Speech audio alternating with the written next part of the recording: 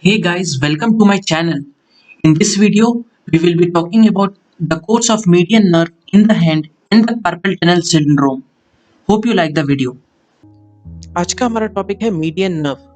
It is important for the movements of thumb which in turn helps in the gripping movement by the hand.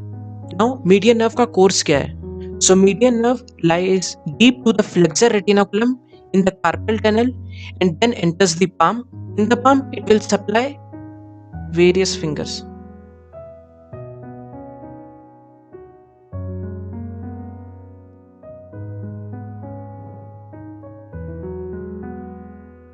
Now median nerve का course क्या है? So median nerve lies deep to the flexor retinaculum in the carpal tunnel and enters the palm, where it terminates by giving muscular and cutaneous branches. So median nerve will lie deep to the flexor retinaculum in the carpal tunnel and then it will enter the palm and terminate by giving muscular and cutaneous branches. In this diagram we can see we have flexor retinaculum in deep green color and median nerve here just below it in the carpal tunnel. Now flexor retinaculum की definition क्या है?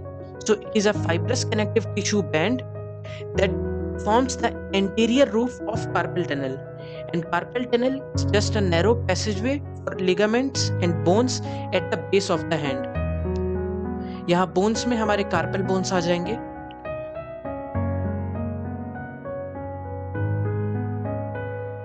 In the relations, median nerve enters the palm. Just below the flexor retinaculum, we have our median nerve by passing deep to the flexor retinaculum. Then there it lies in front of the ulnar bursa, and ulnar bursa encloses flexor tendons. In this diagram, we have ulnar bursa in pink color, which is enclosing the tendons of flexor digitorum superficialis and flexor digitorum profundus. Now immediately below the retinaculum, median nerve divides into two branches, medial and lateral.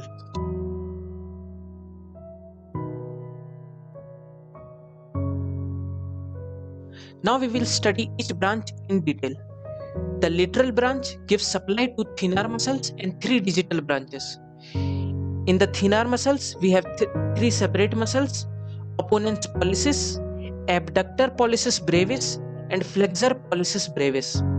All these three muscles are supplied by median nerve, lateral branch. Now, among the three digital branches, two branches supply thumb and one branch supplies the lateral side of index finger. This branch to the lateral side of index finger also supplies the first lumbrical. In this diagram, we can see we have median nerve. This is the lateral side.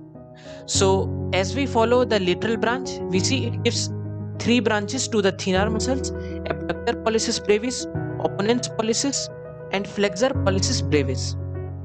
While it gives three digital branches also, two supply the thumb and one supply the index finger, and further that branch itself supplies the first lumbrical also. Now let's have a look on the medial branch. It divides into two common digital branches for the second and third interdigital clefts. Now let's see this in the diagram. Here we have two common digital branches which supply the adjoining sides of index finger, middle finger, and ring finger. So the second and third interdigital cleft branches supply the adjoining sides of index finger, middle finger, and the ring finger. Now the lateral common digital branch also supplies the second lumbrical. Let's see this in the diagram. Here we have the medial branch of the median nerve. It gives two common digital branches, and the lateral common digital branch also supplies second lumbrical, while the first lumbrical was being supplied by the branch to the index finger of the lateral branch of median nerve. Now let's talk about the branches. In the hand, median nerve supplies five muscles: three thenar group muscles, first lumbrical and second lumbrical. In the thenar group, we have abductor pollicis brevis, flexor pollicis brevis, and opponens pollicis. The palmar skin over the lateral 3.5 digits and nail beds are also supplied by the median nerve.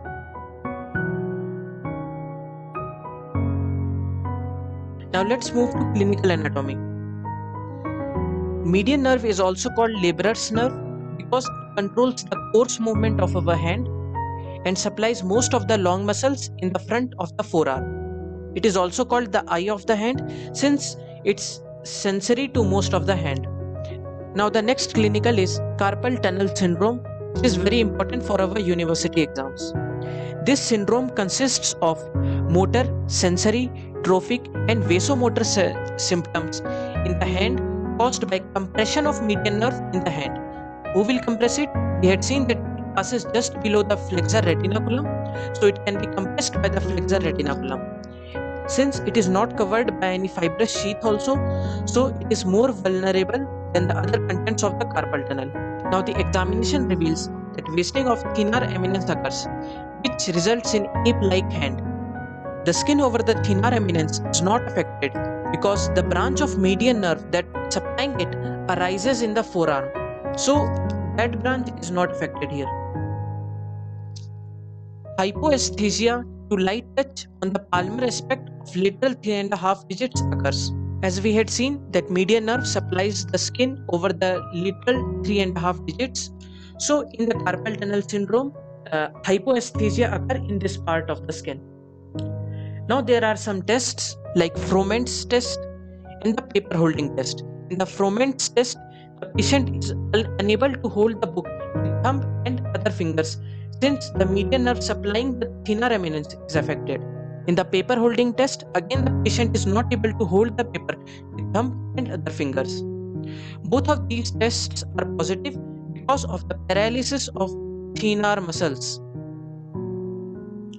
The thenar muscles are being supplied by the lateral branch of the median nerve. Now let's talk about the motor changes. Ape monkey-like thumb deformity, loss of opposition of thumb, opponent's polysis since the thenar muscles are being supplied by the median nerve and it is affected in CTS, so the opposition of thumb is not possible. The index and middle fingers lag behind while making the fist since the first and second labrachial were being supplied by the median nerve. Now the sensory changes. The lateral 3.5 fingers have loss of sensation and their nail beds also. On the dorsal side, the distal phalanges on the dorsum of the hand are also affected. Now the vasomotor changes. Skin with sensory loss is warmer and dry. Why warmer? Because arteriolar dilatation occurs. And why dry? And why dried skin? Because of absence of sweating, loss of sympathetic activity. The trophic changes. Now the trophic changes, long-standing cases of paralysis lead to dry and scaly skin. And in the vasomotor changes also, we had seen that the skin becomes dry and warmer. Now the occurrence of CTS happens in both the genders between the age 25 to 70. They complain of intermittent attacks of pain in the distribution of median nerve.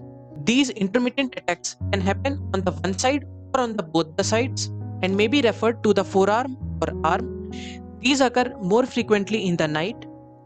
It is more common among the people who work on computers since they keep their hand flexed for long hours while typing. So this can be a possible reason for the compression of median nerve by the flexor retinaculum. The phalanx test is done for the diagnosis of CTS. The acutely flexed wrist causes pain in the carpal tunnel. Now let's revise whatever we have studied. The median nerve passes deep to the flexor retinaculum. In the palm, it terminates by giving muscular and cutaneous branches. The cutaneous branch will supply first on the ventral side, it supplies the lateral 3.5 fingers. On the dorsal side, it will supply the distal phalanges and the nail beds. The muscular branches are given to the three thenar muscles and first and second lumbrical. In the CTS, we have seen that motor, sensory, vasomotor and trophic changes occurs. In the trophic changes, the skin becomes dry and scaly. In vasomotor changes, we have dry and warmer skin. In the sensory changes, loss of sensation occurs over these two areas lateral 3.5 fingers, and distal phalanges and their nail beds. In the motor changes, thinner group of muscles stop functioning, so ape hand deformity occurs. The index finger and middle finger lag while making a fist. In the tests, we had seen that Froment's test and the paper holding test are coming positive due to the motor changes occurring in the CTS. Phalanx test can be performed to check for the CTS. I hope you found this video helpful. Do like and subscribe to the channel for the latest updates. Thank you.